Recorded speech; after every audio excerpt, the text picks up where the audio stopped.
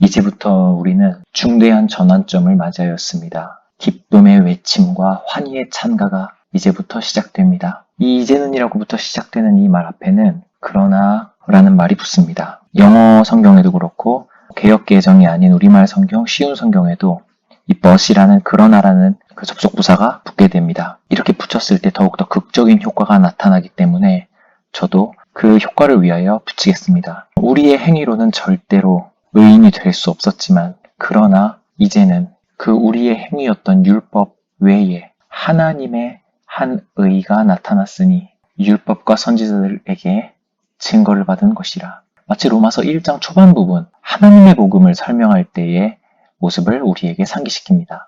하나님의 의, 바로 예수 그리스도라고 이야기를 했었죠. 바로 즉흥적이지 않았었다. 하나님이 예고하셨던 것이다. 라는 뜻입니다. 곧 이 한 의는 곧 예수 그리스도를 믿음으로 말미암아 인하여입니다. 예수 그리스도를 믿음으로 인하여 모든 믿는 자에게 미치는 하나님의 의니 차별이 없느니라.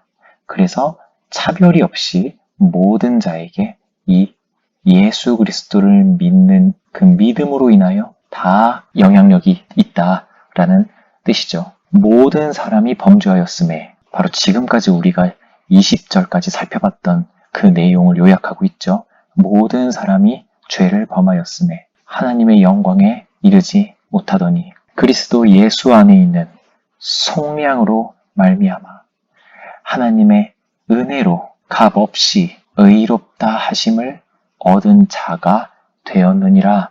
이렇게 바울은 환희의 찬가를 이어가고 있습니다. 여기에서 이제 우리가 오늘 이 시간 속량이라는 단어를 먼저 살펴보겠는데요. 장터에서 따온 말이라고 볼 수 있습니다. 우리가 흔히 알고 있는 그 구속이라는 말이 있죠. 우리의 구속자이신 예수 그리스도를 찬양합니다. 이 구속이라는 말의 이 속자가 바로 이 속량이라는 뜻이죠. 구는 구원할 구자를 뜻합니다. 우리를 속량하여 구원하여 주셨다라는 것이 바로 구속이라는 뜻이죠. 그럼 이 구속의 속자에 해당하는 이 속량이라는 것이 원래는 무엇이냐? 이 속량은 원래 노예 장터에서 이 노예를 그 원래 주인에게서부터 일정의 돈을 주고 사오게 됩니다.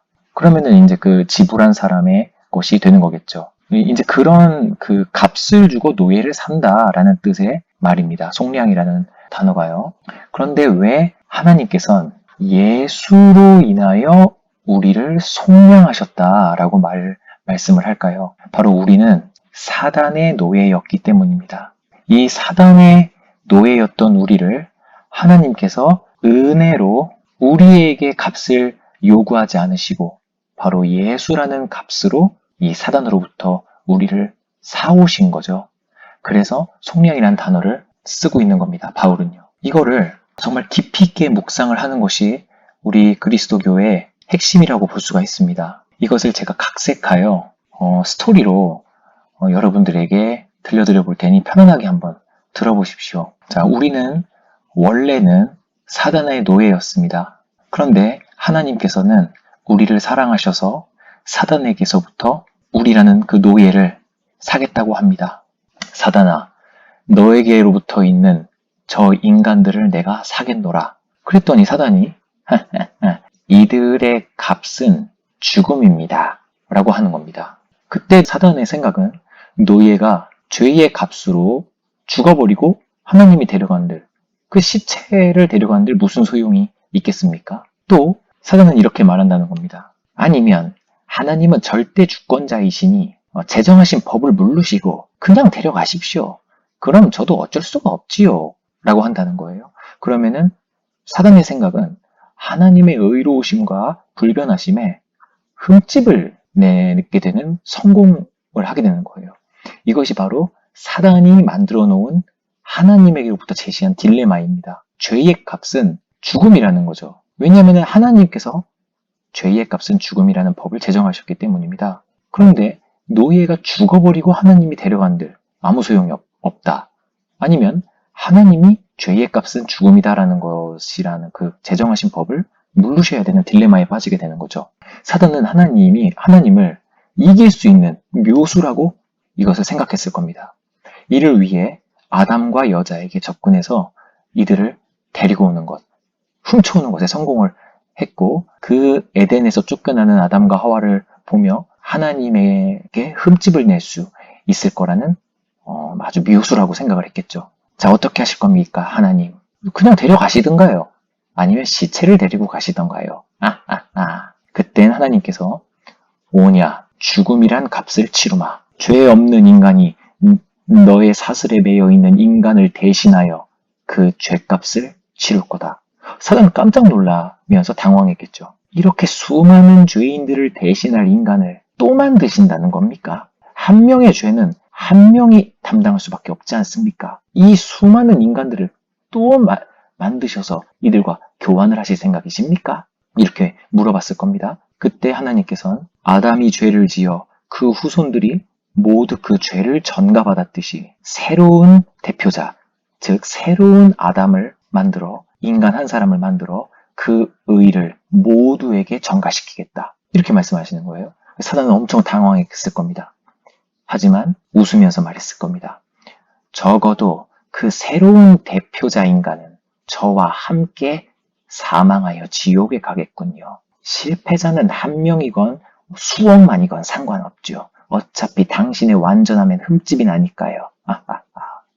이렇게 웃었을 겁니다. 그때 하나님께서는 이렇게 말씀하십니다. 아니다. 그 인간은 죽음과는 상관없는 인간이다. 아니, 어떻게 그런 일이 있을 수 있죠? 그 인간은 바로 신이기에 죽을 수 없는 존재이다. 그 인간은 바로 내 아들이기에 죽을 수 없는 존재이다. 그러므로 저들을 대신하여 사망한 후 부활하여 저들과 함께 의의 나라에서 영원히 살 거다. 이렇게 결론이 나는 겁니다.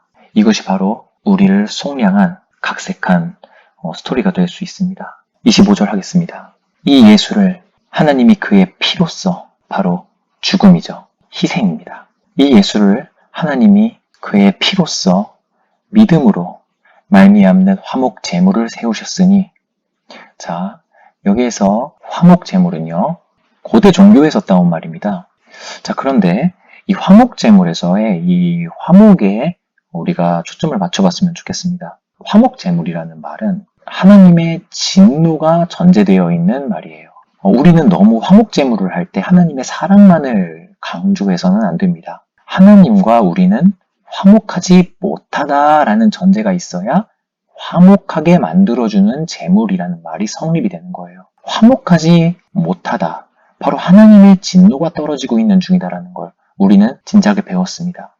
하지만 이 진노를 바로 이 예수에게 쏟아 부으신 겁니다.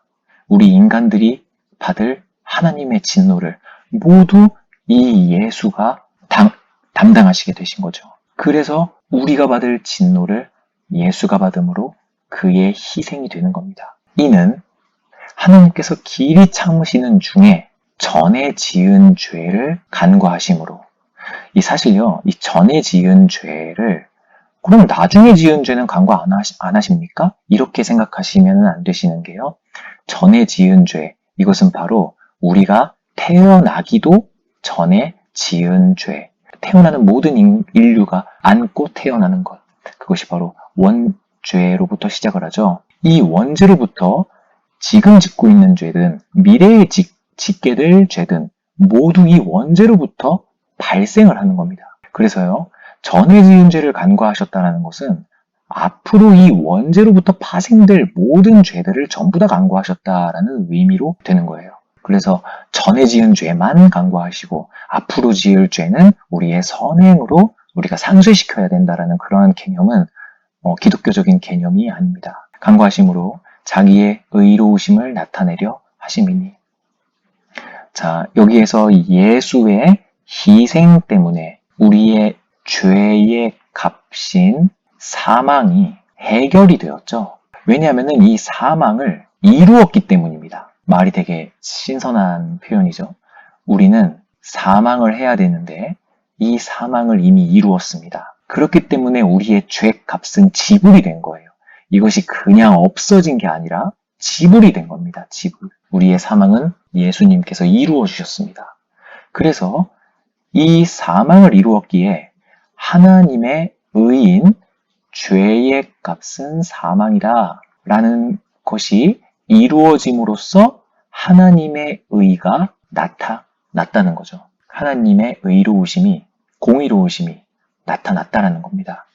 곧 이때에 자기의 의로우심을 나타내사 바로 예수님의 때를 얘기합니다. 이때에 예수님의 그의 피로써 화목제물을 세우셨을 이때에 바로 자기의 의로우심이 사단과 온 천하 앞에 나타났죠.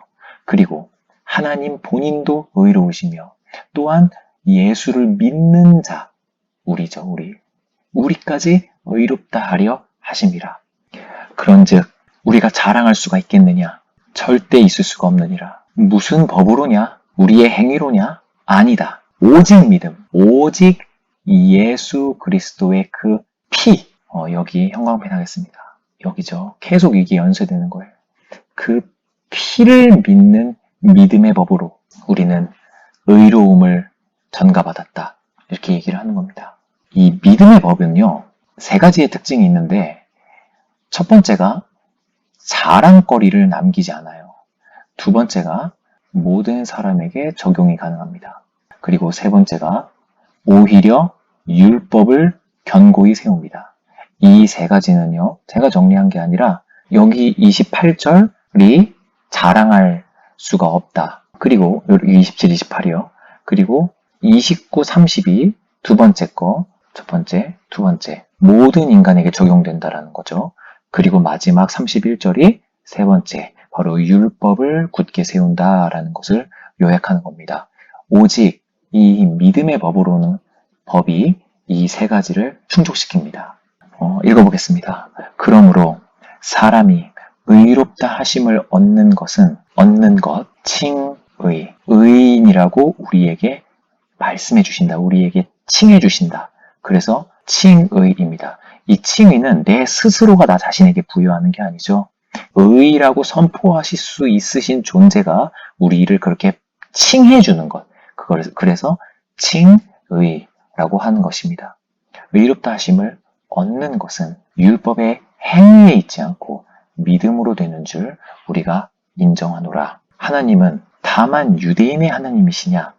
그러니까 이 다만이라는 말은요, 오직이라는 말이에요. 이러한 수식어들이 옛날과 오늘날과는 조금 달라요. 예전이 좀 더 이 수식어의 범위가 좀 넓었습니다. 그래서 다만은 오직 유대인의 하나님이시겠느냐? 또 이방인의 하나님은 아니시겠느냐? 아니다. 네, 진실로 말한다. 이방인의 하나님도 되시느니라. 왜냐하면 원리는요, 오직 믿음이기 때문에 모든 인간에게 적용된다는 거예요. 할례자 도덕, 믿음 때문에 의인이 되는 거고, 할례를 안 받은 자라도 믿음만 갖는다면 의로움을 얻는다.